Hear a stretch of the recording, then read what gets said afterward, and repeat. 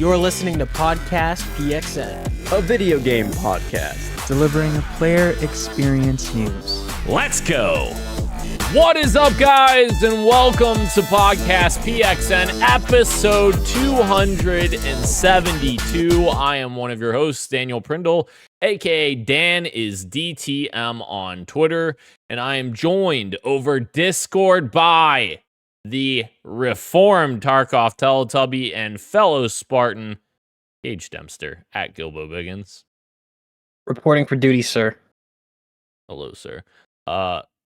Christian and Roe will return, but it is us this week, Gage. We're going to team up for another tight 1 hour episode. Tight 1 hour in and out. Yeah. We're only accomplishing the goals and no filler. That's it. Yeah. And also, you know, since we're on the topic of Gage Dempster, happy fucking birthday to Gage Dempster today. He turns 47 years old right now. 47 That's years true. old. No. That's true. Only 20 years behind Dan, but you know what? We're getting there.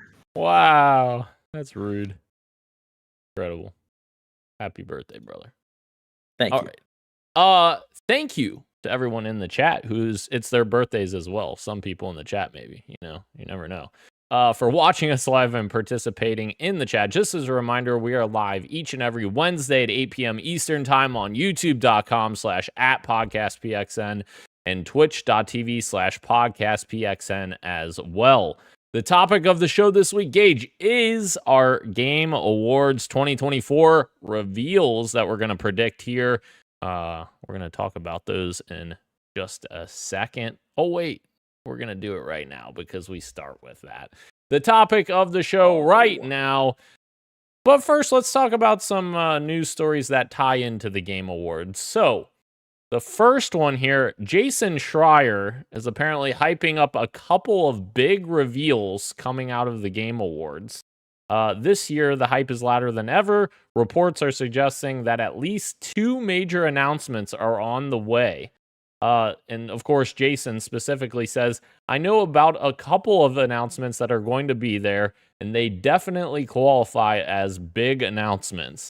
That said, big announcements are games that won't be out for years. So I think there's a good chance that you'll see 1 or 2 teaser trailers for a game that is 2026 or even later. What? He also says there are at least 2 things that will make you guys react and be like, holy shit, I can't believe this thing is here. At least 2 things. What? Can I say something? Yeah. What's tipping me off here? This has influenced my predictions, by the way. Yeah. We're going hog wild with the predictions We are. this year in Team Gage. What's really damning for this and makes me think that this is real is that not only is somebody like Jason Schreier, who's usually not an industry hype man, he's known as a serious reporter. Not only is he saying like, "Hey, there's some really hype announcements," but Jeff is also really quiet this year. Yeah. Normally, he's the one that's kind of like trying to hype. So it seems like a little kid who has like an actual secret that he himself doesn't want to spoil, and now suddenly he's fucking quiet. It makes me think that there is gonna be a couple of huge things here. So this has definitely influenced my predictions. I love this. This is very exciting. Yeah. It's going to be interesting, and we're going to talk about those predictions here in just a minute. But Roe and Keurig both say happy birthday, Gage. So there you go. Thank you both very much. Hell yeah. We also have news that Snoop Dogg is expected to perform at the Game Awards, which that's interesting. When I saw that, I was like, all right, a decent get. Old Snoop. Isn't he like 80? I mean, he's still Snoop Dogg, though. I mean, come on. Yeah, he's Snoop Dogg, but you know what? His dog in dog years, he's getting up there. We gotta settle down. Yeah. Rose also agreeing with us. That's so true. Jeff's usually like, you'll want to be there live this year. Right. Which, yeah. Jeff definitely likes to hype up his shit normally. So, all right. Now let's talk about what we do know already, Gage. There's a few things we do know already. One of which is well, one of which was leaked by the man himself, Randy Pitchford, a week ago, saying, and I quote from his Twitter account, cooking up a new Borderlands 4 trailer, and it's badass as fuck. Latest render is knocking me out. I'm not supposed to talk about it yet, but I don't give a fuck. I'm freaking out, yo. Who's talking here? Randy, you're fucking... Oh, Is that actually what he said? that's literally verbatim what he said. Oh my god. Verbatim. He thinks he's still on MySpace. What is he doing? And he's also acting like I'm not supposed to talk about it yet. I don't give a fuck. Like, you're the fucking CEO of Gearbox. What are you talking about? Like, sure, maybe Right. Take-Two's gonna be a little angry with you, but I'm pretty sure they won't give a fuck. I don't know. Anyways, Randy, everyone. And then our next one that's also coming from Take-Two is we're getting a Mafia the Old Country trailer, and that was announced by the Mafia Game Twitter account as well. So get a little trailer there from that. I'm excited to see that. Big fan of the Mafia games. Could be interesting. Oh yeah. Glenn's in the chat. Good to see you, Glenn G. Yes, Mafia is my baby. Keurig is also saying, let's go. All right. The third thing that we know will be there, Hazelight's next game, which of course they developed. It Takes Two, which was the 2021 Game of the Year winner that me and Christian watched Joseph Fares run up on that fucking stage and rip off his mask and go wild.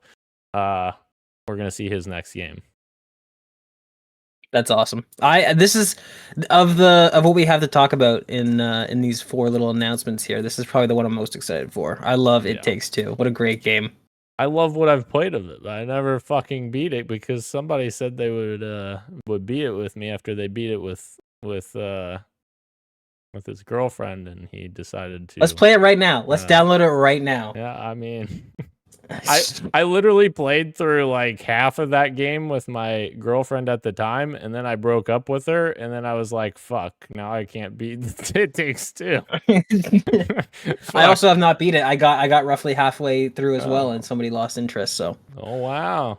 Maybe maybe we need to. It literally takes two. It takes two, Dan. Oh shit. All right. And then the final thing that we do know is appearing, and that has been announced today, just not that long ago. The official Pac-Man Twitter account says tune into the Game Awards opening act at 4:30 Pacific tomorrow, 7:30 Eastern.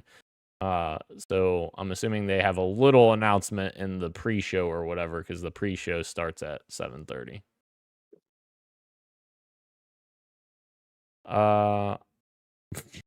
Glenn's being a fucking terror in the chat here. Oh, what else is new? What is he saying? He said, "Why? So Gage can." I don't think that's a complete sentence, but why? So Gage can 5 more minutes and lose interest again? Except actually, instead of lose, he says loose. So loose interest again. That sounds like Glenn. All right.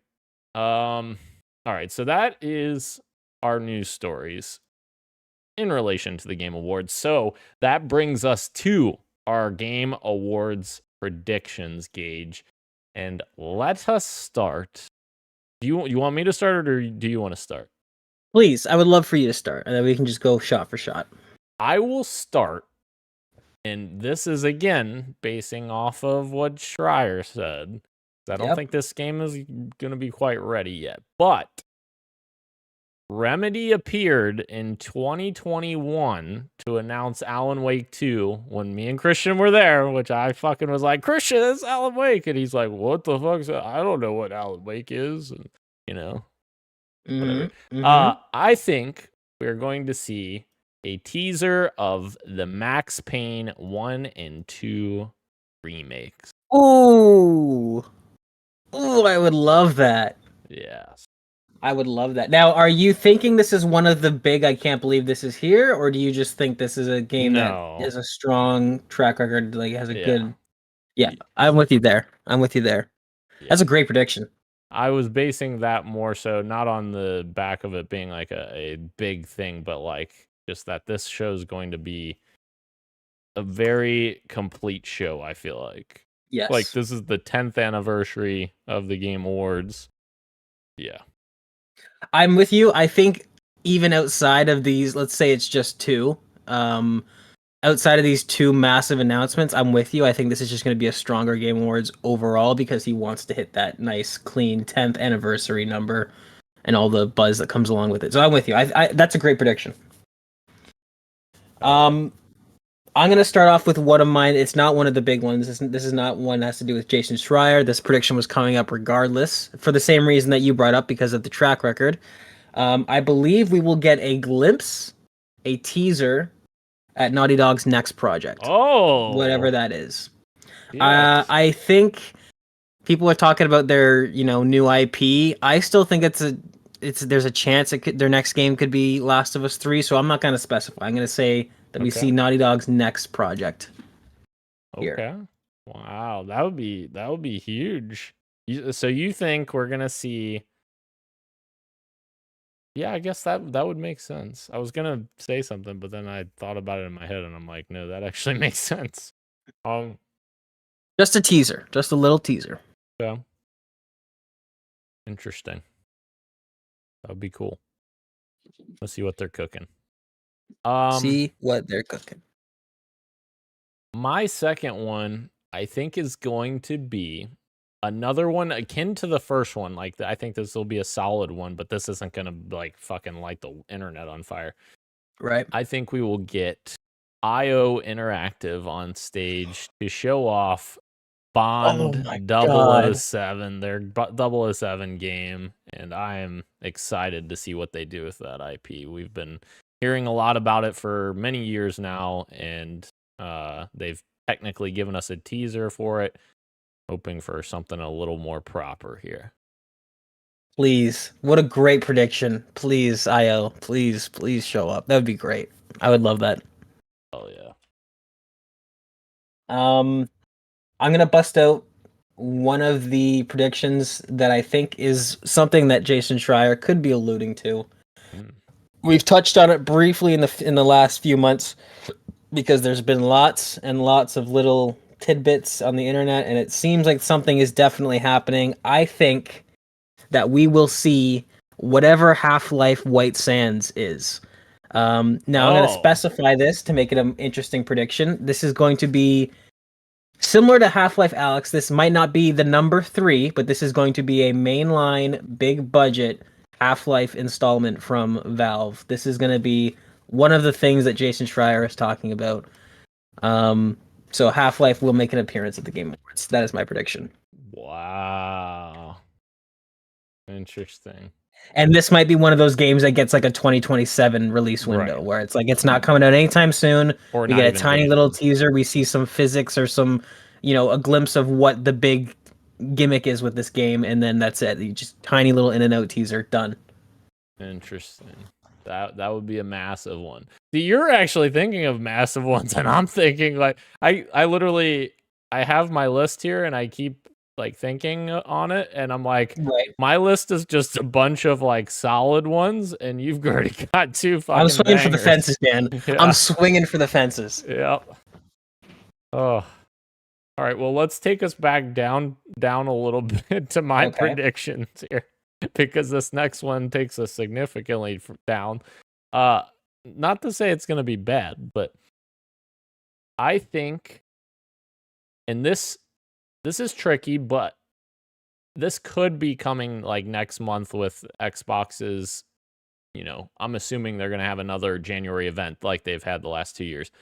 But I'm thinking maybe we get a re-reveal of Rare's Everwild game. How many years has it been since we've seen that game? Like, I'm pretty sure it's been like 2 or 3 years since we've even seen this game. And There was a lot of discussion around what the game actually was gonna be, and like there was Right. turmoil on figuring out like the gameplay. But I'm thinking like at some point this game's got to come out and they got to show it off, right? Like, so maybe this is a good time to show it off. Xbox has had a presence the last couple of years. They've shown off a couple of things. So it would not surprise me to see at least one thing, maybe a couple things announced here for Xbox. Solid prediction. Solid prediction. I think we are definitely overdue. Fingers crossed, assuming the game isn't canceled. Right. Assuming it is still on track to release and the team has a passion and they want this game to come out, then we are definitely overdue for seeing it. So Yeah. I like that one. That another solid prediction you said. Yes. All Very of these solid. are just solid predictions. Solid predictions. So far, IO is definitely my favorite. I can't believe I forgot about that. That's a good one. Oh yeah. I'm gonna bring it back down again as Ooh. well, in my opinion. Although I guess this is kind of up there. I think we're gonna get a. Oh no, maybe is this too soon? Uh-oh. The COVID brain fog's kicking in. I'm like, did we just see this? I think we did just see this. Never mind. Oh no. Wait, what is it? Oh no, it's too soon. No, okay, never mind. We're gonna skip this prediction. Just We're gonna tell go to us my for number. the hell of it. What was it? Okay, fine. It doesn't Then have I'm to be gonna your stick with it. prediction. No, I will. I'll stick with it, even though it's a bad one. But whatever. I'm losing games on PXN is like my favorite thing to do. So whatever. Let's just keep the trend going. Perfect Dark makes an appearance. But didn't we? It's possible. Was that this year or was it last year that we saw it at in June? Yeah, we just saw it. Yeah. We just saw it. It's not happening. We're not seeing it. Although I mean they're claiming it's 2025, right? So Right. I mean there's a chance, but I'll stick with it. Perfect Dark. Maybe we get a story trailer instead of a gameplay trailer, that type of thing. Okay. Perfect Dark trailer. All right. I think it could happen. I'm not gonna say it can't happen. I think they would probably save that for their January event if they have one, because that's more Yes. of like a here's some more on Perfect Dark, kind of like what they did with Hellblade 2 last year. 'Cause Right. that game was coming very shortly after. So I am going to steal your thunder here, and maybe you have this further down your list, but maybe you forgot about it also. But my number 4 prediction is still not a big fucking thing. It's just another solid thing. Back for Blood 2 gets a trailer. We've heard a lot of discussion around it. It's been a few years since we got the first game. And yeah, I think we could see a little trailer from Turtle Rock showing off the Back for Blood game. I think we just talked about this recently in one of the shows as well. Yeah. There was a Steam database Correct. update code name or something. So yeah, absolutely. And I would be excited for that. I mean, if they stick with Unreal Engine 5 and let's say that this sequel has mostly just been let's fix all the jank from the first one, because the core gameplay loop I really like and the core gameplay design I really like. So if they've just been spending 3 years on like let's make this feel really good, then this could be a really exciting sequel. So that is a great prediction. Polish that baby up. Yep. Absolutely. Okay, I'm not gonna keep with your momentum because these next two are just we're going back up. We're going back up to 11. Oh shit. With number 4, it will happen. Oh fuck, here we go. We will get an update on Hollow Knight Silksong. And it will have a release window of 2025, but it'll have a specific let's say spring 2025. Spring 2025. Okay. Hollow Knight Silksong. What if it's one of those things where they're like it's out now? Then that works for me for Fantasy League, although it's not really going to do much. Well, so. yeah, doesn't exactly all work it does is for you. remove it as an option from Christian's list next year, which I'll take. And it just makes things slightly less embarrassing for you. Slightly less, exactly, and that's really all we can hope for at this point. That's a good prediction, though. It's been a while since we've properly seen that game, so. All right. You ready for this final prediction, Gage? You better fucking buckle up, Buttercup, because here we go. It's probably not going to happen, but I am going to just get myself in the fucking mindset that it is, because this is the year of fucking making things happen and imagining things, and they appear. So I will go ahead and say we get a Halo Combat Evolved remake trailer. I don't even care if it's not happening. I'm going to fucking manifest that shit right now, because this is the year of manifestation. Next year is whatever next year is going to be.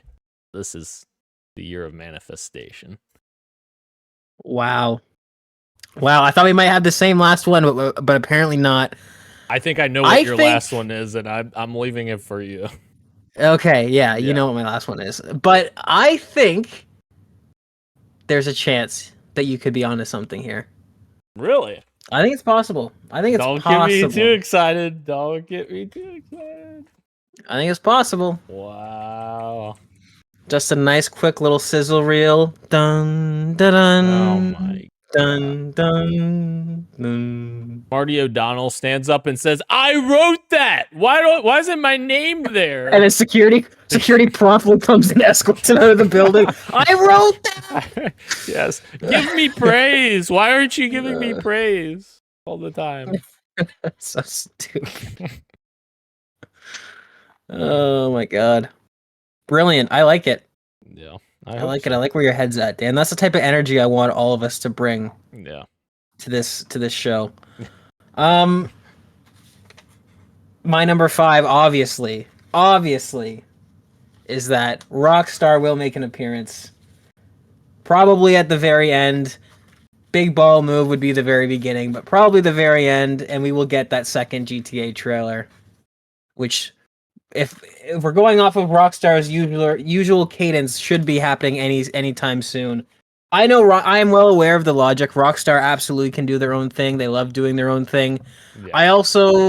I don't know. I think that there's also a chance for collaboration. Like Valve too. Valve could easily do their own thing. But then also these are companies that it's like, yeah, we can pay your fee, whatever. We'll just do it. So I don't know. I'm hoping that maybe Rockstar is like, we really want this to be even bigger than like just doing our own random announcement. So whatever. Let's just throw it in the Game Awards. I think if this were any other year, I'd be telling you you're nuts. But like this year specifically feels different. Like the 10th anniversary, it feels more like the people are going to show up for this just to support Jeff's show. Yes. And the industry as a whole. So yep. Yeah, I feel like there's a chance that this happens. But what I will say is, if Rockstar doesn't show a second trailer here, they will never show a Grand Theft Auto trailer at any Game Awards, because like this is the moment that it would be, you know. And I agree with you. I absolutely agree with you. If they're not here, they're not doing third-party shows at all. Yeah. Right. Not even just the Game Awards. No Summer Games Fest. No PlayStation this. No Xbox that. I'm totally with you there. Yeah. Indeed. All right. Well, ladies and gentlemen, that is our predictions for what's happening tomorrow. Do you have any other interesting ideas? Yeah, I mean, okay. The obligatory Hollywood celebrity will show up there and will be totally phoning it in and being like, I'm just talking to a bunch of dorks. Like, I think, was it last year that we got Matthew McConaughey with his pew. Yeah. And fucking one of the geriatric actors they wheeled on stage and promptly wheeled off once he stopped talking. We'll get one of those moments, as we always do. Hideo Kojima will show up and he will overstay his welcome by about 15 minutes. Although I think we may actually get, I didn't put this in my predictions, but I think we may actually get some gameplay out of him this year for Death Stranding 2, I would imagine. Gameplay, okay, yeah. Sure. Or whatever. Which is just people talking to each other. Right. Yeah. Exactly. Yeah. That's fair. Revolutionary. Yeah. It's quite spectacular, isn't it? Yeah. Yeah. Have you seen his name? He has an interesting Hideo Kojima's latest work. His name is Bridges, Sam Bridges, because he's connecting the broken world together. It's truly Quite poetic. Ro- Um, Rose saying they're gonna bring back Al Pacino. he's on a ventilator this time. Yeah, Oh my that god. was rough. He doesn't even know where he is when he does these things. That's the crazy part. Yeah, man. Yeah, I don't know. What else? Do you have anything that you think? Any fun little predictions? Just Kojima. I think he's gonna show gameplay for Death Stranding 2, and then, of course, every fucking Game Awards that I can remember in the last 10 years has had something Warframe related. I can't even believe people still play that game, but every time the Game Awards happens, I'm reminded when Jeff's like, "Yeah, I got this Warframe drop for watching the Game Awards on Twitch." Right. Like, who the fuck's still playing that game? Not to shit on it, but yet. Yeah, that is true. I feel like that's. Are they 10 for 10? They might be. I think honestly, yeah. Yeah. What year did Warframe come out? Release date. Yeah. This is hilarious because the timing of Warframe coming out is almost exactly the same as the Game Awards. It came out in March of 2013. Oh my god. That's insane, dude. And in case you were wondering, yes, this show also has a Twitch drop for Warframe. If I have one more prediction, it'll be that one of the heads of the big gaming companies, so either a Phil Spencer or somebody from EA, somebody from Sony, whatever, one of them will come out on stage at some point and will give us a speech about the importance of gaming and how gaming is just the greatest thing ever. And we promise we won't lay off any more employees, but gaming's also really important. Is gaming Some back? such nonsense. Is gaming back?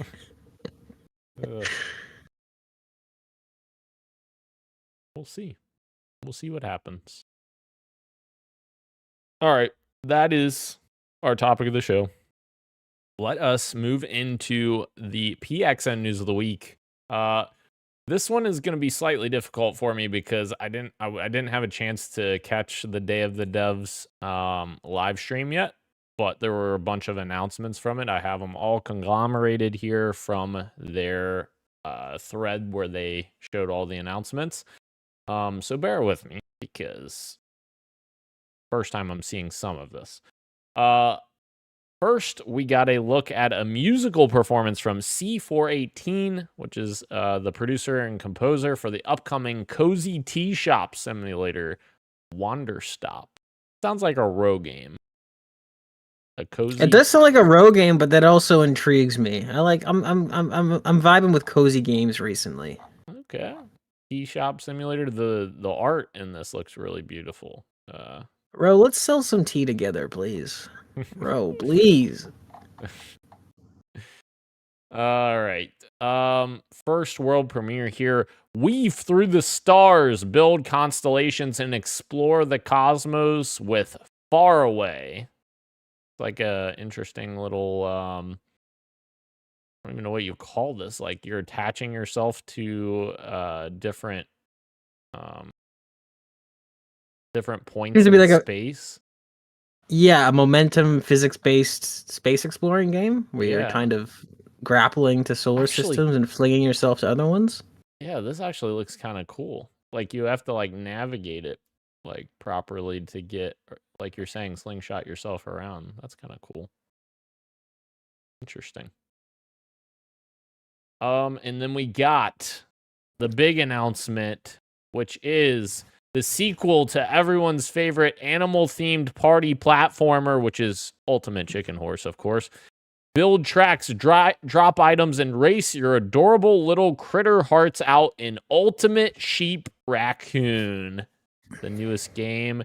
And essentially, it looks like the same type of idea as Ultimate Chicken Horse, except they are doing it with races. Essentially, you're on these bikes and you're racing against opponents, and you guys are building the level just like you do in Ultimate Chicken Horse and putting traps and all that and trying to get to the finish line. So imagine this will be a very fun party game.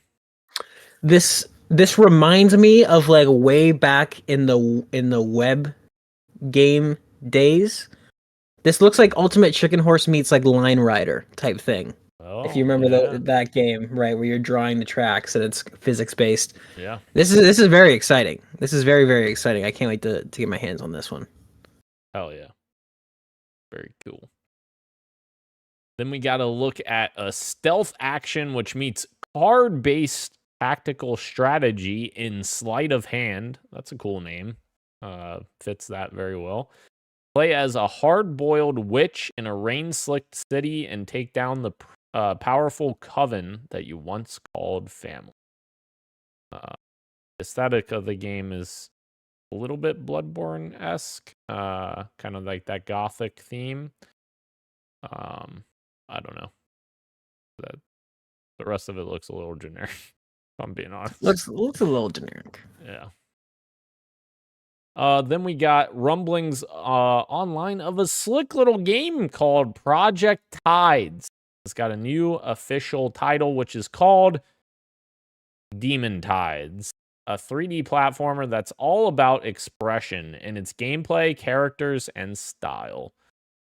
I do really like the colors in this little snippet we have here, and it looks like a fun little platformer.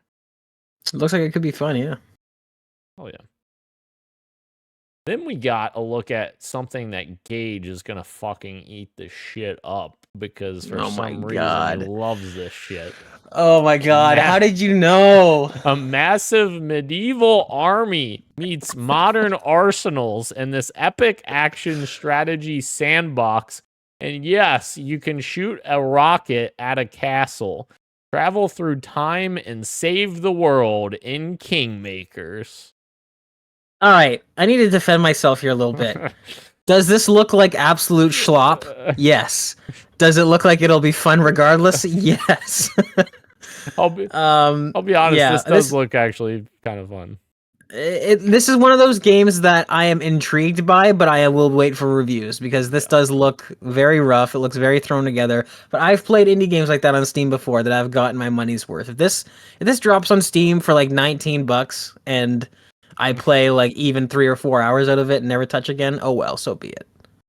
I can't wait to mow down a whole bunch of medieval soldiers with a fucking LMG, you know? There's no way you haven't thought about that once as a kid in grade school. What if I was in 1208 with an AK-47? I would be king of the world. That's the first thing that comes to my mind. Yeah. Ro said this one looks great. Which one were you talking about, Ro? Which one looked great? Ooh, I bet it's either Project Tides or it's the T one. Ooh, yeah. I missed his comment, so I didn't see which one he was talking about. I'll get back to him once he spawns. The next one. The future is always in front of us.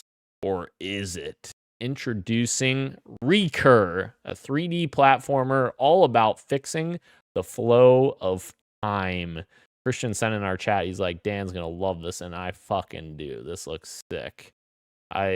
I think we were just talking about this the other day. I was like, I want to see more like time mechanics in games, and like this fucking has that. That's awesome. I'm very excited about that. That looks cool. And then we got a tile-based architectural adventure featuring a deep mystery in the heart of an ever-shifting manor. You control the rooms in the blueprint. Can I tell you something? Yeah. This is the type of game that Christian's gonna play, and he's gonna be. It was really interesting. It has some really interesting mechanics, and he's gonna play it for about like 3 to 4 hours and never touch it again. Yeah. Although I laugh, but there's a ton of games that I played 3 to 4 hours and never played again. Right. Ro was talking about Demon Tides. The developer made another game he liked called Demon Turf. Interesting. They make pretty good platformers. Okay. Interesting. Very cool. It does look cool. All right. Then we have another arena shooter, Gage. You've never seen one like this before, though. Dash, fight, and bunny hop your way through the Y2K style of Enceladus Don't Stop Girly Pop. Don't like that. Don't like that at all. Just choose your character, girly pop. What's wrong? Okay, girly pop, I'll do that. This is kind of this is insane looking. I'm sure It is someone- insane looking, but you know what? I mean, if the gameplay is there, if it feels, sure. it almost looks like very Quake-esque, extremely fast paced and floaty. Yeah. It's I weird mean, yeah, to see. Yeah, you're right. It's weird to see it like in this like super vibrant, like lovable form. right. So weird. All right. The next one. You like a good brain teaser, Gage? I love teasing my brain. Lock Digital is a whimsical puzzler featuring a fictional language where each word brings new rules to discover, and it's available on PC today. Wow, hell yeah, dude! I'm already frustrated. Let's go. These aren't fucking words. What the hell?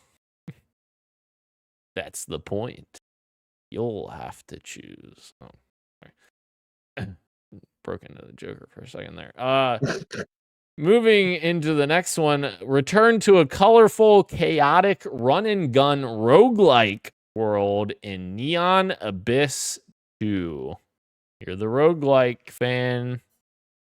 I am. I feel like this is one of those games that I've heard a lot about. I think this is like one of those cult hit games that got really good reviews. The first Neon Abyss.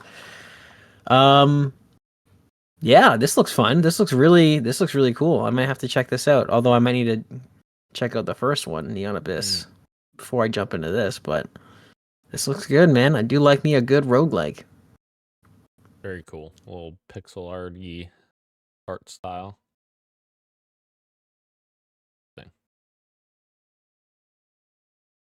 And then let's speed headfirst into a heartfelt sci-fi fantasy world where you can harness the power of witch tech to make race. Oh, why did my brain just switch those words? To race, God damn it. Race, make deliveries, and upgrade your broom, and explore a magical open world. It's Crescent County. This looks awesome. This looks cool. I'm normally not into, witches and flying brooms and stuff. That's normally not my speed. But like this almost reminds me of the what are those games called?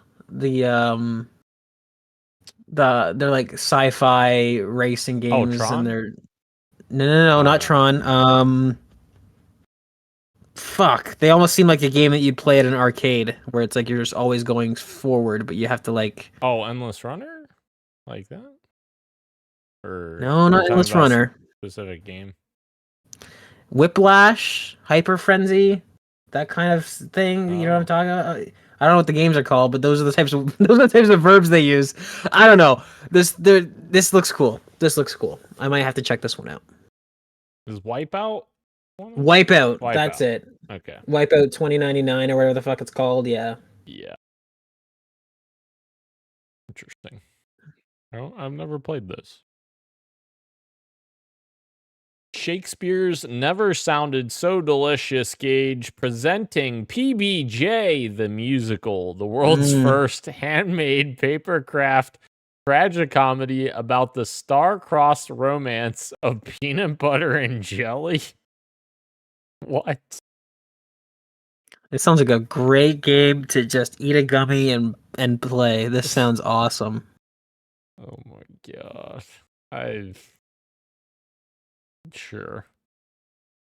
The next one, this cozy space sim tasks you with building your very own solar system, shape planets, guide evolution, and save the galaxy from a world-munching black hole in Curiosmos.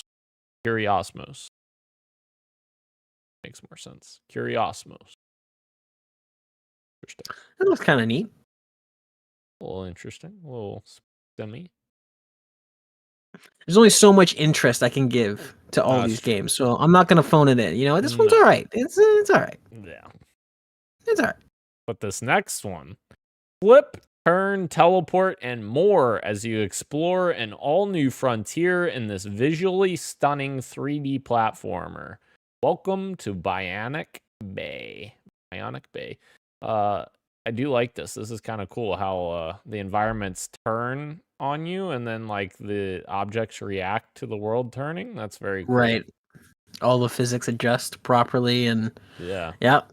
This looks like a game that you're going to really enjoy for an hour and a half. Fuck you. Now, the next game looks like a game I'm really going to enjoy for 4.5 hours. No. Yeah. And drag you into as well if there's a co-op mode.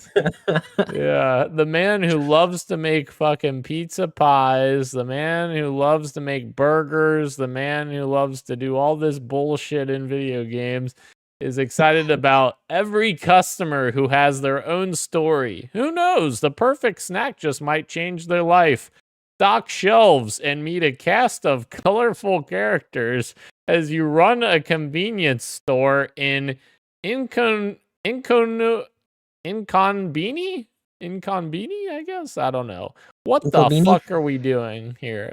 We're working a job in a game. Dan, if there's one thing I love more than going to work, it's doing work in my spare time as well. For no money and for no gain to my finances at all. This looks great. Look at this. Scanning products. Work the cash register. This looks great. You know how I know we're in a simulation? When we have people who are wanting to simulate fucking doing a job. It's like a Russian doll, isn't it? It just keeps going. All right. You gotta see it to believe it. The next game is entirely handcrafted from felt. That's actually wild. It's the stop motion cute 'em up side scroller Feltopia. That's actually really neat that they're this looks building bomb from felt. That's pretty insane. It looks very cool. Very unique art style because of that. Interesting. All right. Defies explanation. I don't know what that one is supposed to be. Go ahead and flip the channel. There's always something new to watch in Blippo Plus. No idea what this is. This is a Rogue game if I've ever seen one. Rogue, play this game and explain to us what it's about. Yeah. It's like grainy footage of like real people, but I don't know. Interesting. And then a Day of the Dead alum returns with some big news. That's right. Hyper Light Breaker is entering early access on Steam in January 2025. Game looks very pretty. It does look very pretty. I like the art style. Our time's almost up, but we've got one more world premiere here. Vehicular Combat takes on a new life in Tankhead. Build the perfect combat machine in a lawless, irradiated wasteland and fight your way to the future. I know Christian was excited about this one. It does look very, very neat. I think it's a roguelike. This looks also, awesome. right? This looks very, very cool. Yeah. Apparently in this game you have to sort of salvage parts from machines that you destroy, and you can constantly build and upgrade your own tank. This is very, very cool. This is the type of roguelike that I really like, that kind of takes a swing with the genre. Third-person vehicle combat roguelike, which is not something that I've seen before.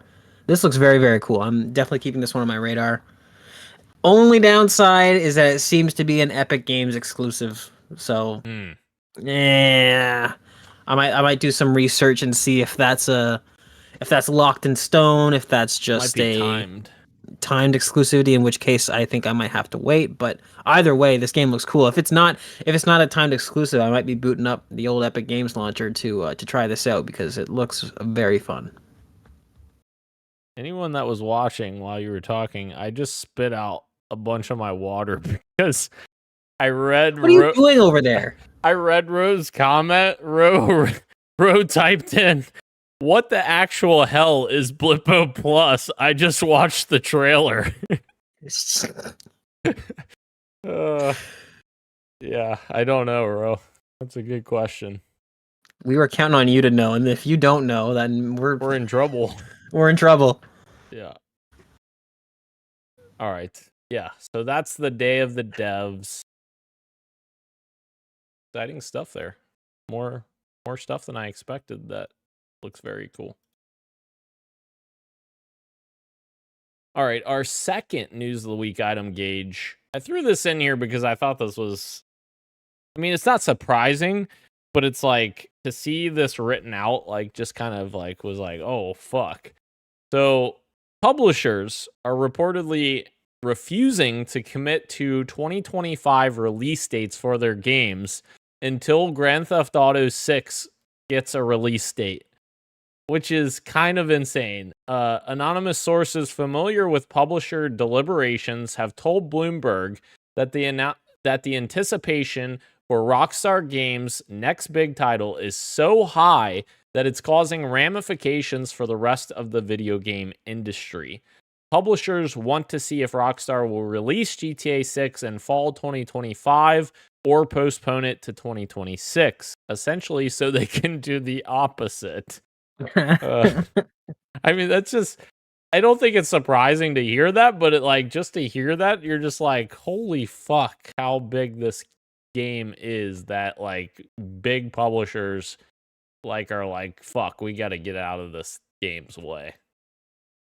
Yeah, I'm kind of with you in that. I don't think this is all that surprising that it happens. I would assume that this has been happening for the last few Rockstar games. It's just different to see it said openly, right? Yeah, I if I were a betting man, I'd say they felt the same way probably when Rockstar was releasing Red Dead as well. But yep, I am waiting with bated breath, just the same as these publishers are, just for a different reason. I want to get my hands on it. And I bet you a lot of these publishers are waiting to get their hands on it too. They just don't want to say so. That's true. Let me just give you and publishers an inside scoop here. Grand Theft Auto 6 is not coming in fall of 2025. Go ahead and lock in your release dates. Guaranteed right now. Let me just, I've got a little tidbit for all the publishers as well. GTA 6 is absolutely coming in fall 2025, because if it doesn't, I'm going to hurt myself or someone else. Jesus. So it is, go ahead, exclusive. Don't lock those release dates in. Push all your games to 2026, because Take-Two wouldn't lie to me. Shit. They would never lie to me. Wow. It's coming out fall 2025. Gonna be super disappointing when they announce in their trailer 2 tomorrow that it's coming 2026. What a bittersweet moment that would be, is that I get the prediction right, and the end of that trailer says fall 2026. Oh, that would be just my luck, wouldn't it? Yeah, it would. Wow, incredible. I'm thinking if they show that trailer tomorrow, do you think they even show a date, or they just, I don't know. Did they show a date at the end of the first trailer, or was that just a press release afterwards? Oh, that's a good point. I don't know. If they did not show the release date in the first trailer, I think you're right. I think maybe they just don't show a date, and they don't have an updated press release if they are delaying it, and they just save that news for later next year. I can confirm they put coming 2025 at the end of the trailer. Then we are getting a date, I think, in the second trailer. Interesting. And wow, it's gonna be interesting to see if. Oh man. Oh, if it says 2025, it's gonna feel so good. Oh my goodness. I mean, will it though? Because they still have a whole year to get through. Yeah. I mean, they could get to June and be like, yeah, just kidding. It's coming 2026 and a press release or some bullshit. Which means you're not going to give up this fight until the game launches. That's true, yeah. 100%. It could be September of 2025 with them still sticking to a fall 2025 release date, and you'll still say, well, just wait, you don't know. Yeah, exactly. That sounds like very smart future, Dan. Yeah. All right. I had one more thing in here, PlayStation wrap up, but their website has been down all day So similar to the Xbox thing where it shows all your stats and everything. PlayStation has a wrap up as well, but the website is broke, so maybe we'll do it next week. So that's it for news of the week. Let's go ahead and run over some street meat, Gage. The first street meat. Apple and Sony are reportedly working on Vision Pro support for PSVR 2 controllers.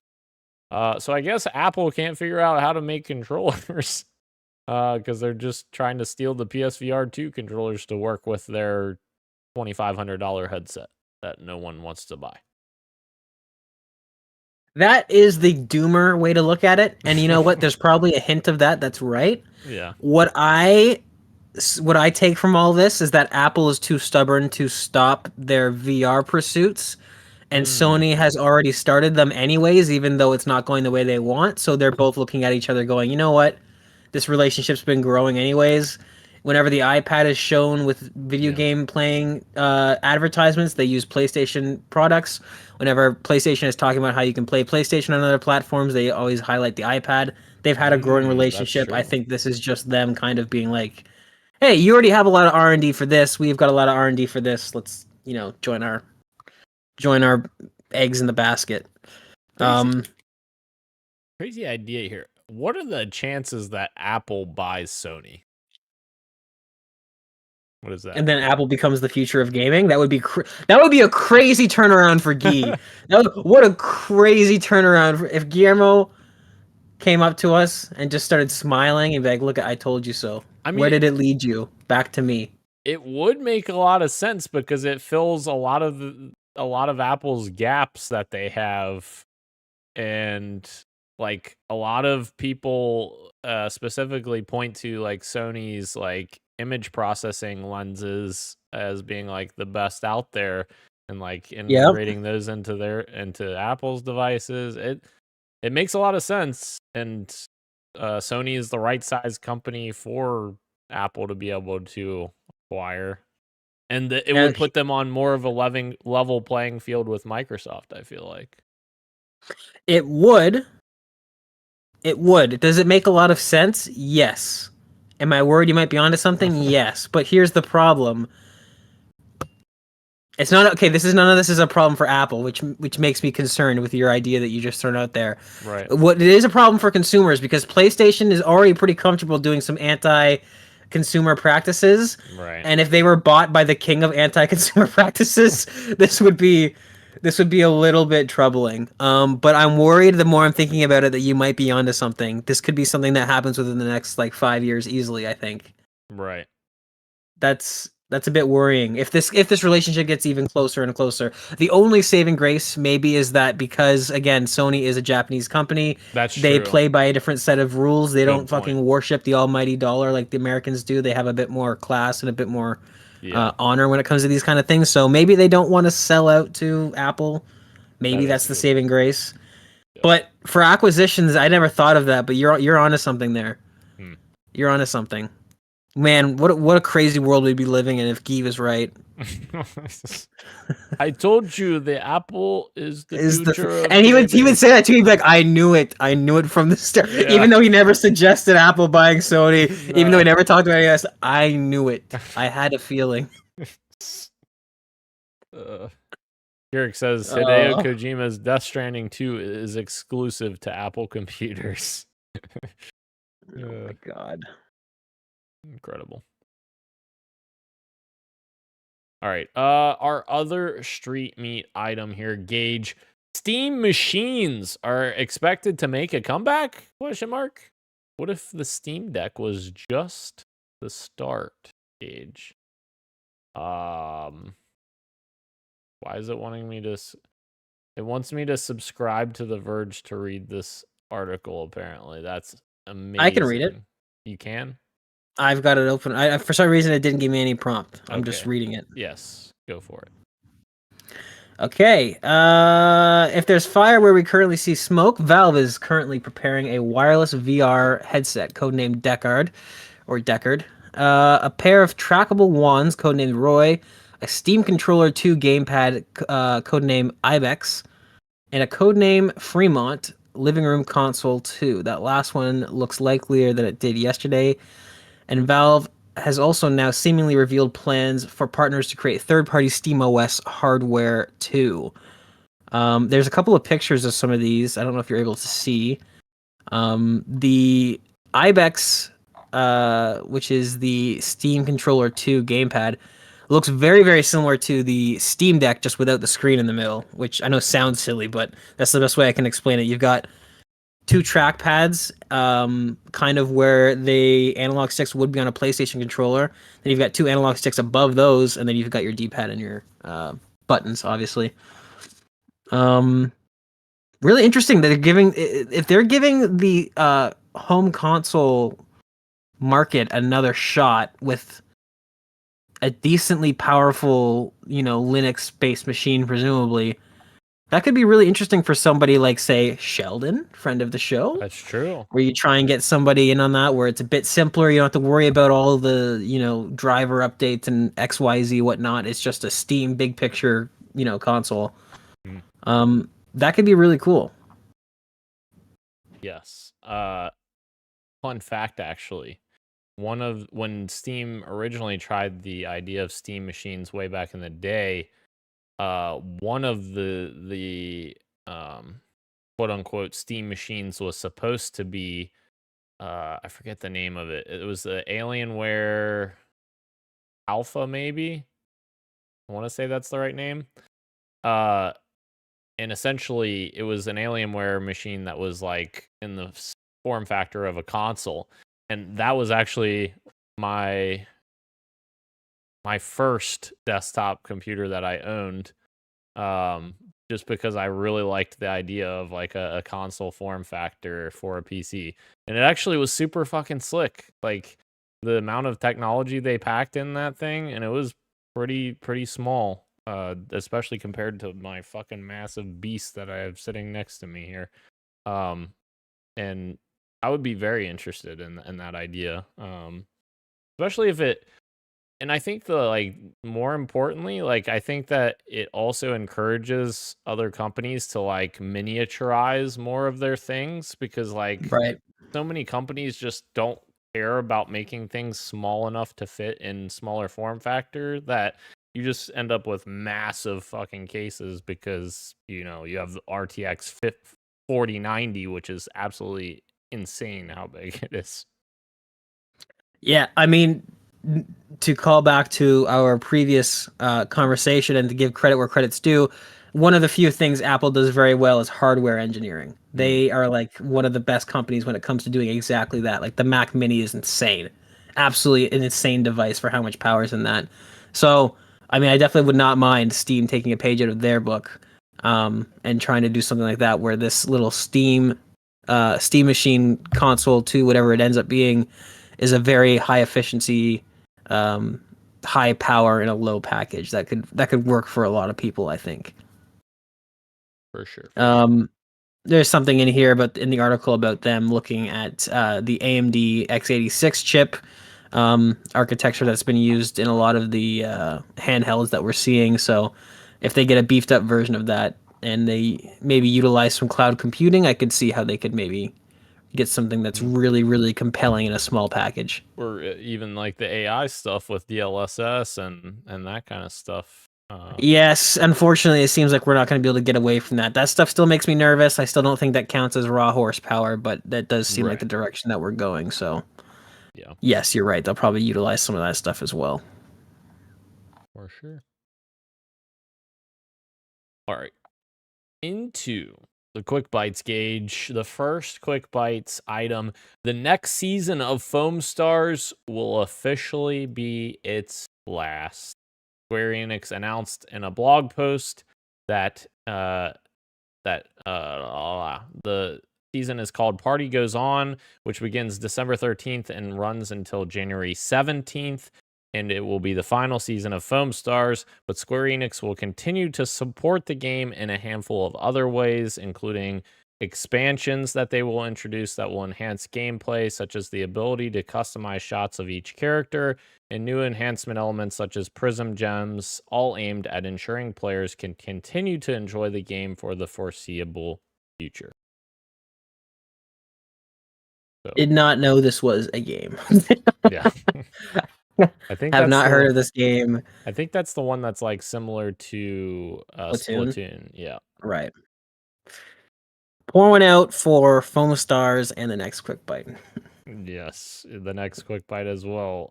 Rose says "Party Goes On" is a hilarious name for the last season. Yeah, it goes on though. Keep going. You know. The party never stops Yeah. in your heart. You know what party also is stopping? Season 4 is the final season for Suicide Squad: Kill the Justice League, with the developer, of course, announcing its plans to end support for the online game in January 2025. Of course, Rocksteady being the developer. Nobody's surprised by this. I think that we have had long conversations about Suicide Squad, and I'm hopeful that Rocksteady's next game goes back to what made those Batman games so good. Single player, focus on narrative. Because I still think, from what we played in the beta, I very much enjoyed the cutscenes and that part of it. So yeah, I hope they go back to their roots a bit. Our next quick bite gauge, Project Mugen or Mugen. Yeah, I don't know. Mugen or Mugen is now called Ananta. They went from one name to another that I can't fucking say. Ananta.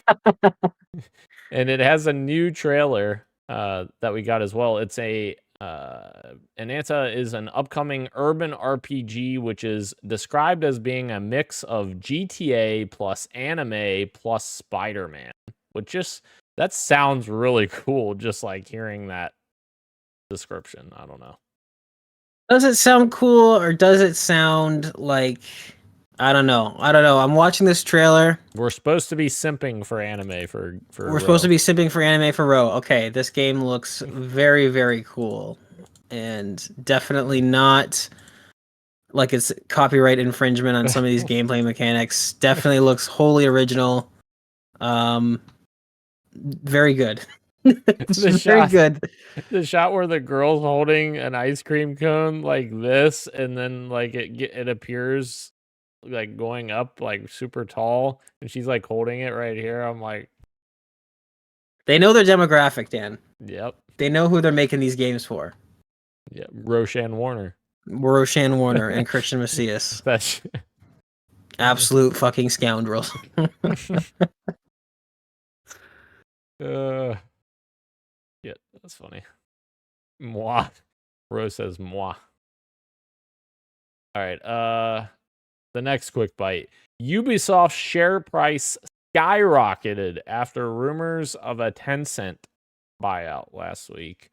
So it skyrocketed last week. According to Reuters, Ubisoft shareholders are considering how to structure a possible buyout of the French company without reducing the founding Guillemot family's control. The Guillemot family is the largest shareholder in Ubisoft and is reportedly in talks with Tencent and other investors as it seeks funding a management buyout. Tencent is the second largest shareholder in Ubisoft with 10%, and according to Reuters, has yet to decide whether to fund the buyout. I think this would be extremely bad for Ubisoft and the industry as a whole if this happens. But yeah, if you think that Ubisoft has lost its soul now, I don't know that a major buyout from Tencent is going to do anything but exacerbate that issue. Yeah. Yeah. We talk about this in the show all the time. I keep praying for some sort of Capcom like comeback, but it seems like Yves Guillemot he is incapable of either looking the problem dead in the face and really doing some serious I don't know. I don't know what the mentality is over there among senior leadership, but they really got to get their act together. They got to realize they got to look backwards at their old portfolio, look at the genres they used to make and the spaces they used to occupy, and bring back their IPs to what they used to do so well, which is these niche genres, and they would just sort of create these big blockbuster versions of all these little niche genres like stealth or tactical shooters or whatever, Yeah. instead of just making every game a big Far Cry, GTA clone, open world nonsense. So yeah, this looks like the type of solution that you'd explore if you're not planning on changing anything about how you're making games. You just want more cash flow. And that's Yeah. exactly what worries me about this. And it seems like I know they've like obviously they've released more than this, but like it seems like Ubisoft has just been Far Cry and Assassin's Creed, and that's it. Like Yep. that's literally the only games that I feel like have been successful the last 10 years for them. Like And then unfortunately you get a game like Avatar or Star Wars Outlaws, which just Right. feels like those two franchises again. Star Wars Outlaws, lots of heavy things lifted from Assassin's Creed. Avatar looks like it almost could be a Far Cry expansion. Not to say that there wasn't time and effort and love put into that game. Like, it does look gorgeous and all that stuff, but in terms of like what the core bones are, the foundations, right? Like, they cannot seem to stray away from this open world format. It's almost like they've put in their minds they put so much R&D into getting that type of gameplay down that they're too scared to try anything else, which is why I'm worried for things like the Splinter Cell remake coming out, or this next Ghost Recon game that we haven't even heard about that may or may not be canceled. Yeah, I don't know. We'll see. Not looking good for Ubisoft though, unfortunately, which again is tragic because I love their IP. They have such a treasure trove of IP, and if they were utilizing them properly, that would be a totally different situation. I hope the Splinter Cell devs are heads down, just working on that game, and just it turns out to be incredible. I hope. I hope every time they get a call from head office, they lift up that phone and hang it right back down, and they're just don't fucking listen to anything these French fucks have to say. Just do your job. Hello, this is Yves Guillemot. I would like to see some microtransactions in the next Splinter Cell. I was just looking over the footage. Where are the towers? Where are the towers that you There's no fucking towers. Yeah. There's no towers. Stop. Goodbye. Hang up. Oh shit. That's awesome. All right. Next quick bite. Fortnite has revealed a new Ballistic game mode, which is a round-by-round tactical first-person shooter, which is 5v5, essentially a search and destroy-esque mode. It looks interesting, but it's just like, do I really care about this in Fortnite sandbox? It's literally another thing in Fortnite. No, I don't know. And we also got a news story that the FTC has ruled for Epic Games to pay out its $245 million to Fortnite players affected by what the organization determined to be unfair microtransaction practices. And guess who got $50 out of that? I did, because I signed on. I'm so happy for you. You know what? One of the things I would really appreciate about becoming the 51st state of the United States is that I would finally get to be a part of all these lawsuits that we just don't have up here, and that we don't get anything. And it's crazy. It's crazy that just 7 hours south of me, there's people that are like, yeah, no, this company did do a bad thing, and here's all the repercussions that the customers get. And just because we don't pursue that in Canada, it's just like, yeah, we don't get anything. So, yeah, very cool. Happy to see all you guys getting your money. Yeah. That sounds like that would be really fun. But yeah, no luck up here. The funny thing is, I don't even think that I spent $50 in Fortnite when I play. I used to play it a shitload, but I would buy the season pass, and then there was enough coins in there to buy the next season pass, and very rarely I bought a skin. I don't even remember buying. I actually don't even remember buying any skins until the Master Chief skin came out. Actually, I bought the battle pass every time when I was really in the thick of it, but I don't remember ever buying a store item.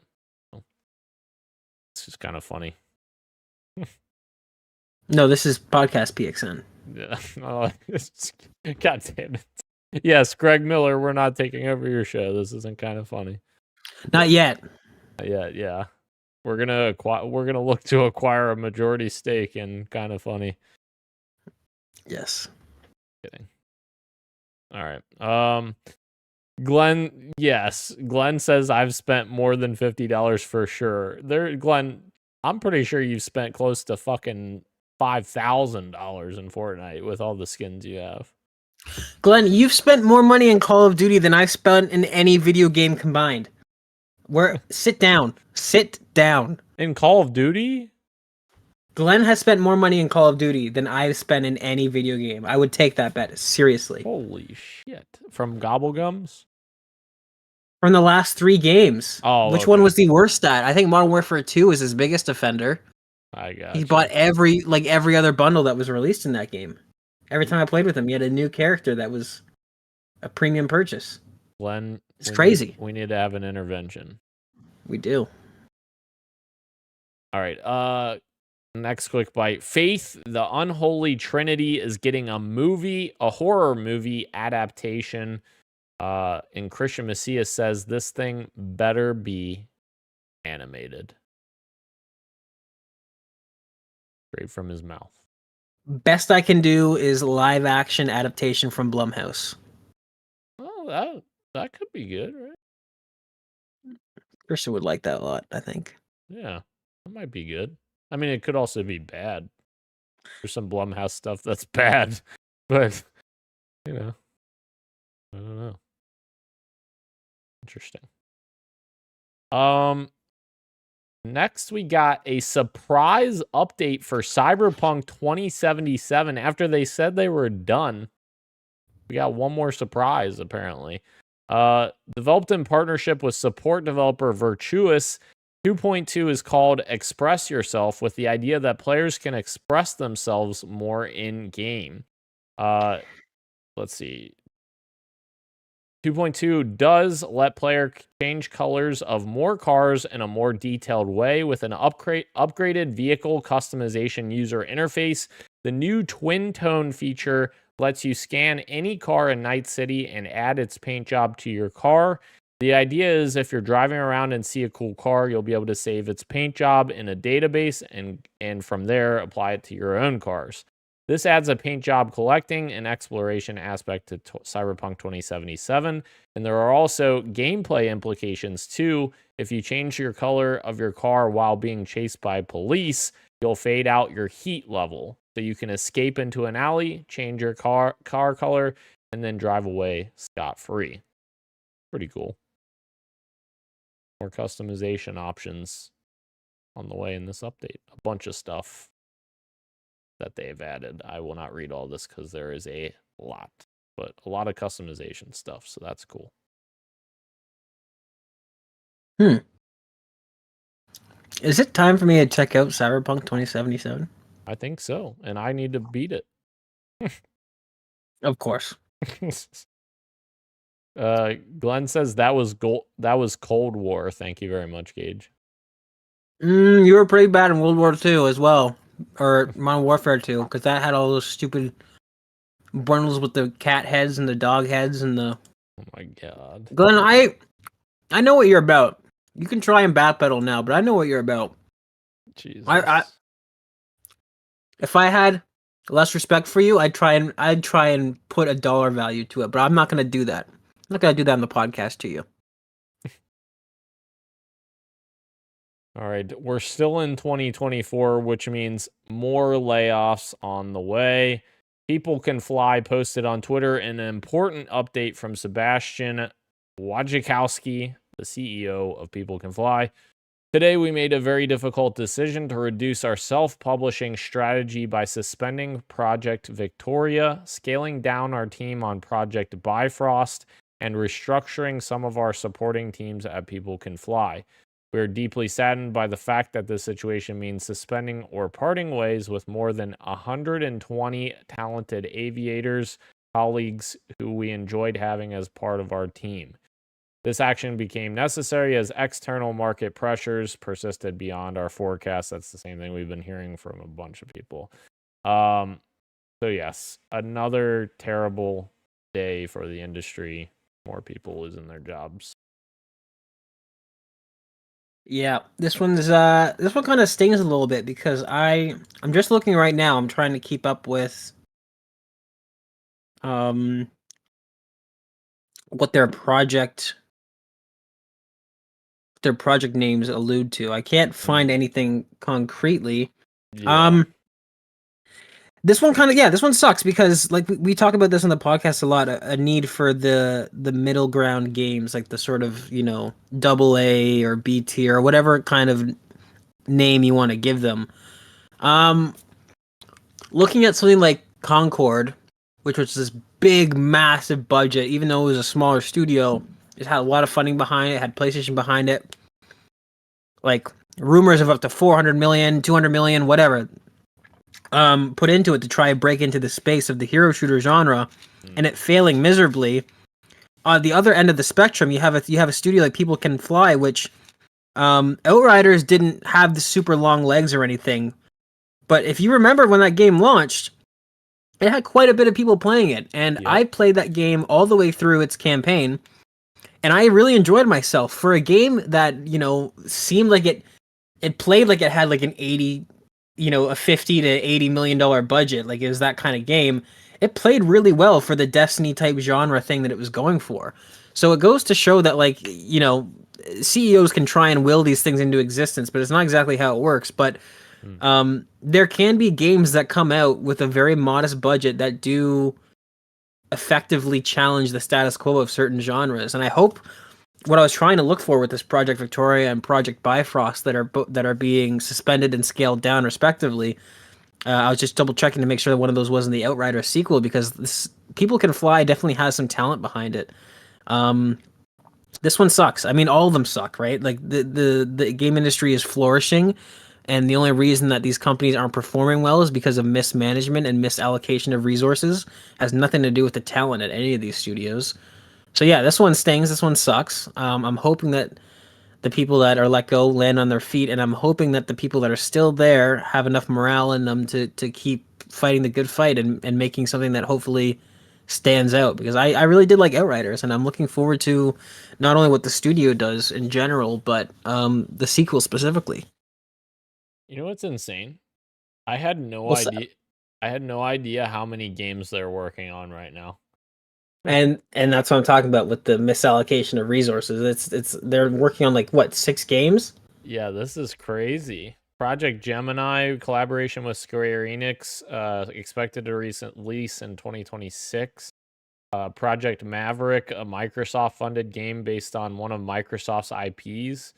Interesting. Then Bifrost, which had a launch window of 2025, 2026. Victoria, which had a tentative launch window of 2025, 26. Like, they're all fucking in the same time span too, which is crazy. Project Red, that is in conceptual stage. Bulletstorm VR, which is a updated version for MetaQuest and PSVR 2, which, holy fuck, if swinging around, that might be vomit inducing in Bulletstorm. Although that does seem like a game that is ripe for a VR Yeah. adaptation with that little whip thing. whip, Yes. yes. You're right. Yeah, I love Bulletstorm too. I think it was a great game. And then Green Hell VR, a game developed by Incuvo, who's a subsidiary of People Can Fly.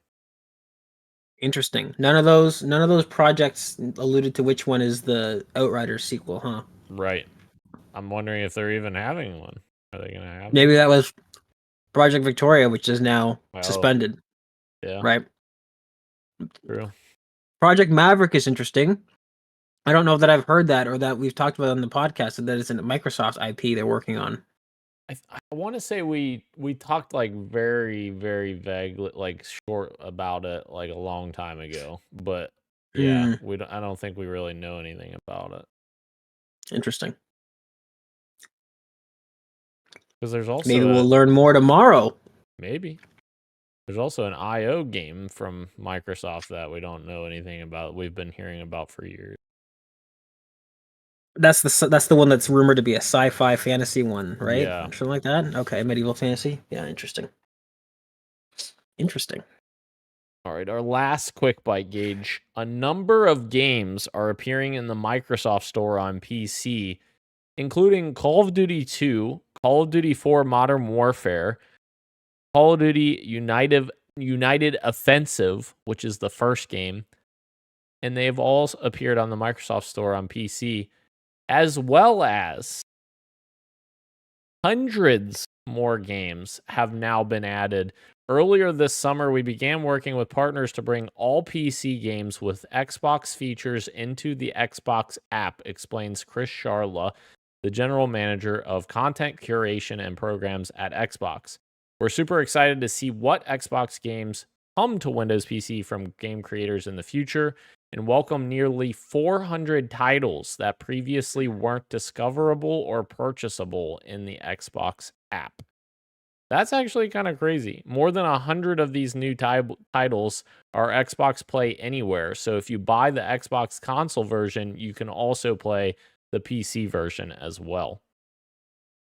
This is actually kind of big. Like, I hope they still have a lot of problems with the Xbox app on Windows and, refining that experience. But if they keep investing in that and making it better, that can only be good for the industry. Like Steam is obviously well and far and away the top source right now, but it's never a bad thing to have better competition. Right. Yeah, I would love for them to put more money into their PC launcher, because you're right, it needs a lot of TLC. What's interesting with some of these games, though, hundreds of new games, I'm noticing that they're highlighting that a lot of them come from Japanese studios like Kemco or Kairosoft. Kairosoft, I know specifically, is a big mobile game maker / publisher / developer, whatever you want to say. There's a couple of games from them that I really like. One of them is Game Dev Story. I'm wondering, does this have anything to do with preparations for the phone app thing that they're trying to do? What do you want to call it? Game marketplace? Could be. Right? If this, if on the back end, if they're trying to have a cohesive functionality between an Xbox, a PC, and a mobile app thing, it would make sense that maybe we see these pop up on the other two before the mobile app is completely ready. So seeing Kairosoft there, really, that's the alarm bells that goes off in my head, is that maybe this has something to do with getting a big catalog ready for when they have their mobile store. But yeah, like you said, competition on the PC thing, on the PC platform, is definitely not a bad thing. I feel like it's not as necessary, because as of right now, Steam is not only the best, but they also seem to be really pro-consumer. So I feel like I find myself wanting for PC competition less, but as you said, it's never a bad thing to have it. So yeah, I'm definitely never gonna go up against somebody suggesting that Xbox should work on their PC launcher, because they absolutely should. Yeah. Especially for someone like me that plays primarily on console. I buy my games on console, and it would be nice to have more experiences where I buy on console and I can also play on my PC for no additional charge. Okay. That is our main show. So let's jump into Fantasy Draft Check-in real quick here. We have one update, the final update of the year in terms of game pickups, because this is the last game pickup possible. Roe has acquired On Your Tail with a bid of $10. This man fucking just throws his money away. You could have bid $5 on this, Roe. Nobody's competing with you on your bid. Welcome to the club, bro. Yeah. Throwing your money away for no reason. It feels good, doesn't it, in the moment? It feels good. When you were betting that $10, it felt really good, didn't it? And then now you're here to listen to Dan's ridicule, and then it sinks in. I am, yes. Although I'm looking at our upcoming releases, and I see a lot of Maidenless Gaming for 2025 on here. You know, we were playing in 2024, right, Gage? Just kidding. Sorry. All right, we have one update as well this week, and as of course, it is my game, Indiana Jones and the Great Circle. which is sitting at an 86 right now on OpenCritic, which gives me 16 points. And you know what that means, Gage? It means I pass Roe in Fantasy Critic to take second place. Let's fucking go. I don't come in third, hopefully, unless I guess he could still pass me if On Your Tail that he just picked up gets a bunch of points, I guess.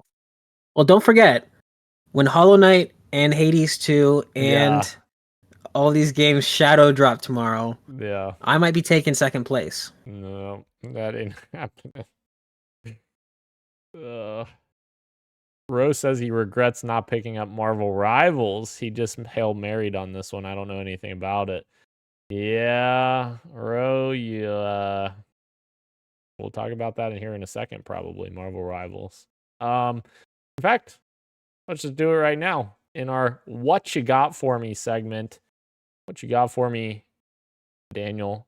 First, I want to say there was an article real quick here. The game director of Marvel Rivals was commenting on Concord and how it failed to gain traction. And essentially, the game director, Thaddeus Sasser, said he thinks that it's because of the unique appeal of playing as familiar superheroes is the reason why Marvel Rivals was successful and not Concord. I don't know about that, but what I will say is, in my brief time with Marvel Rivals, I feel like the game is not very inspired. I think it's fine. I think the game's fine. I think the gameplay is fine. But like when I'm playing that game, it doesn't feel unique. Like he says that it feels unique to play as a superhero. Like, no, that's not. You can't just say like, oh, it's unique to play as a superhero. You play as a superhero in a bunch of games nowadays. Like that's not a unique. You're playing feature. as, I mean, if we're being honest, the core, the fact of video games that require almost every character that you like, Joel Miller is a superhero, Nathan Drake is a superhero. Every video game you play as, you can make an argument that you literally have to play as a superhero in every video game in order to like for the game to even happen. Right. If Nathan Drake could twist his ankle at any moment when he's climbing a fucking rock, you know what I mean? Like he's a 45-year-old man? Yeah. Come on. Uncharted 4, he's peak performance Gage, you know. Right. Yeah, that just seems kind of silly. I mean, to be honest, I enjoyed the game a bit more than I thought I would, but I still don't think it was, you know, it wasn't anything that I'd be like, man, I have to go back and play Marvel Rivals. I don't know. Indiana Jones and the Great Circle, I've played a couple of hours of, and so far, I very much enjoy it. What's interesting to me is I'm a very casual Indiana Jones fan. Like, I've seen a couple of the movies, and then the other ones I've seen like bits and pieces. I've never seen like all of them like all together or anything like that. Right. And I think what this game does a really good job of, at least thus far, is respecting the source material. Like, if you love Indiana Jones, you will absolutely love this game, I think. Yes. Everything I've played thus far, I very much enjoy it. I think it's hard also to like position your mind around what the game is, especially when you compare it to Machine Games' previous games with Wolfenstein, because they're very different games. Like, Wolfenstein is very much an action shooter, whereas Indiana Jones feels like very much a adventure game that you just happen to be, you know, shooting a couple of times, and it's not a primary function. But what I do actually really enjoy, personally, and I thought after watching the trailers and stuff, I would hate it. But like, I actually very much enjoy the melee combat in that game. Like, it feels to me very weighty, and like all of your decisions you're making with how you're attacking the enemy, I very much like all of that. So yeah, Yeah, I so far very much like Indiana Jones. And that's all I got. Actually, we do have one more, but you can go ahead. I can just jump in when you say yours, because is it the thing that's not a game? It's the thing that's last on your. Oh, okay, all right. Yeah, Indiana Jones. I did jump into Indiana Jones, and as people of the podcast know, I was kind of hating on this game before it came out because Indiana Jones is for boomers, and the 1930s are one of the most least interesting time periods, in my opinion. I do not care for the 1930s, but I downloaded the game when I started hearing comparisons to Dishonored, and while I think as of right now those comparisons are maybe being stretched a little bit, I am quite pleased with the game. I'm having a lot more fun than I thought I would. I'm maybe about, I want to say 2.5 hours in. And I'm having a lot of fun with it. I am. I agree with you. The melee combat was what I was most worried about because Machine Games is historically a shooter company. And when the trailer showed a lot of melee combat, I was really worried. Are they going to be able to get that right? Is it going to feel like you're just holding the fucking click button and that's it, and you're just kind of waiting for things to finish? But you're right. There's a lot of weight to the animations, to the physics. Picking up weapons in the middle of a fight to use, and then they break in your hand, and you grab the next thing. It's great. It feels really, really good. The one thing I am not a fan of, which I would love to see an update, this would be very time consuming, so I'm not going to assume that it's coming, is the switching from first person to third person is super jarring and does not feel good. I was worried about that before the game came out, and now after playing it, it does not work for me. I would much rather have an option to just stay in first person. It breaks up the flow of the game for me. I just don't like it. It does not work for me at all. But the music, the voice acting, the graphics, and the gameplay and the level design, all really, really good stuff. So pleasantly surprised with Indiana Jones. We'll keep playing and see how I feel. Next thing to jump into, Marvel Rivals. I played it with you and a group of friends, and I pretty much agree with most of what you said. It feels like a competent shooter, but it's not very inspired. I feel like that's the perfect way that you described it. It does not feel bad to play at all, but also not really anything keeping me there. I don't care for any of these characters. They're not like renditions of the characters that like you're used to. They're their own little fun thing. But like I don't have any, like, I feel more connection to the characters in Overwatch, which is a game I don't even care about anymore, than I do about these versions of these characters. Like, I just don't really. The only thing that is a hint of something is that Yuri Lowenthal is reprising his role as Spider-Man, but it's not even the same Spider-Man. It's just like, I recognize that voice. Yeah. So Marvel's Rivals is totally fine if you're really itching for a MOBA or a hero shooter to jump into, and you're absolutely fed up with Overwatch. Then maybe give this a try, I guess. I also feel like, as much as I love third-person shooters, I don't know that third person lends itself well to hero shooter, because I noticed a lot when I was playing, depending on the character that I was using, watching your character's animations happening in the heat of battle, it got a little messy for me. I was trying to keep track of everything that was happening, and like, I don't know, maybe punching in the FOV would help, but surprisingly, the third person Sigma was, it doesn't really work that well for this type of hero shooter, I don't think, with how fast paced it is. I'll quickly touch on Liar's Bar, because I think we did talk about it last week, and there's not a whole lot for me to add. Other than that, I absolutely adore this game. I adore the game that it's based on, Liar's Dice. It's just one of my favorite poker games of all time. The game is very fun. You and I and Christian have been playing it still. I'm thoroughly enjoying myself. I'm guessing that's what you wanted to add as well. Yeah, it's a lot of fun. Just like calling people out and like not knowing what you expect. Like, you think you know something and then you call it out and you're like, fuck. Like, it is very fun. Christian loves doing those spot-ons too, against his better judgment. He loves doing those spot-ons. Yeah.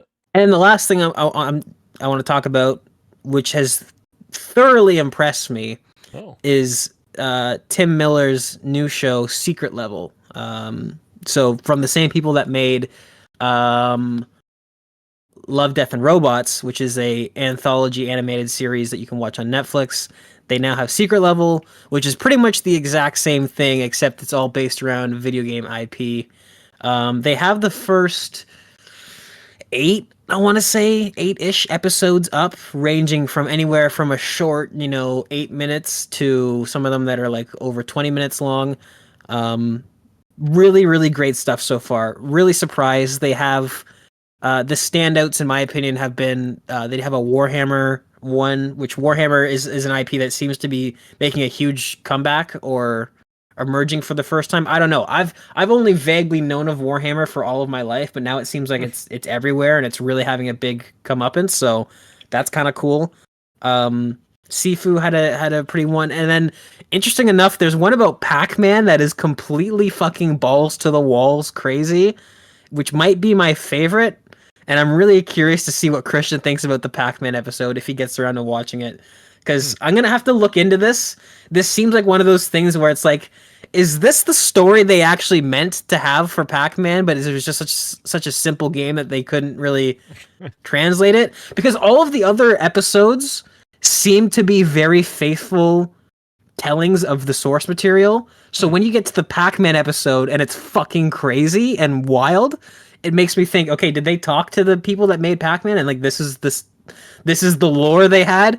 If so, Pac-Man is a fucking crazy ass game. Have you checked out any of these episodes yet, Dan? I have not, no. Oh, have you seen the Outer Worlds episode? I don't think they have all of them up there yet because the Spelunky one was not on there and the Outer Worlds does not sound familiar. Okay. I don't think so. There's a New World one, the Amazon MMO game. No. Yeah, no. Okay. So yeah, that one's not up there. Spelunky's not up there. The PlayStation 1 is not up there.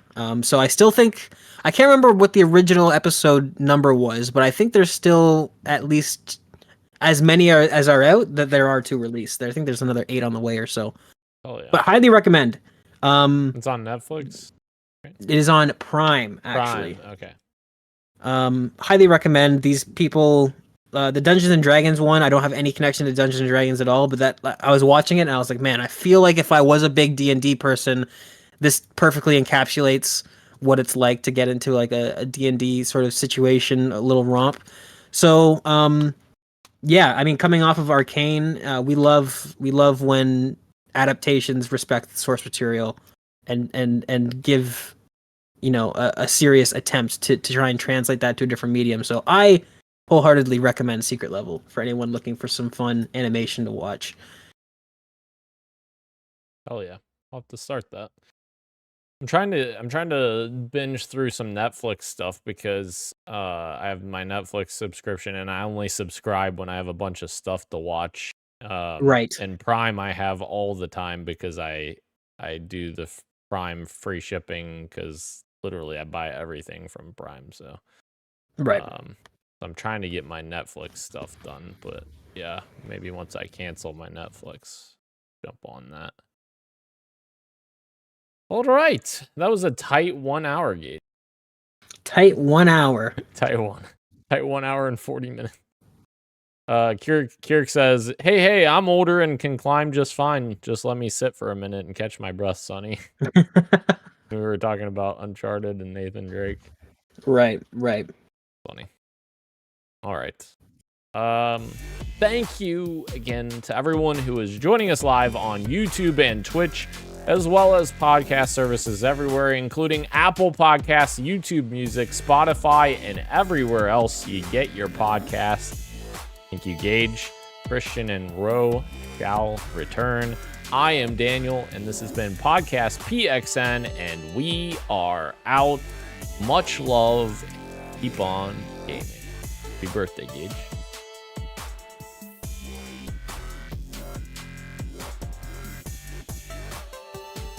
Thank you very much.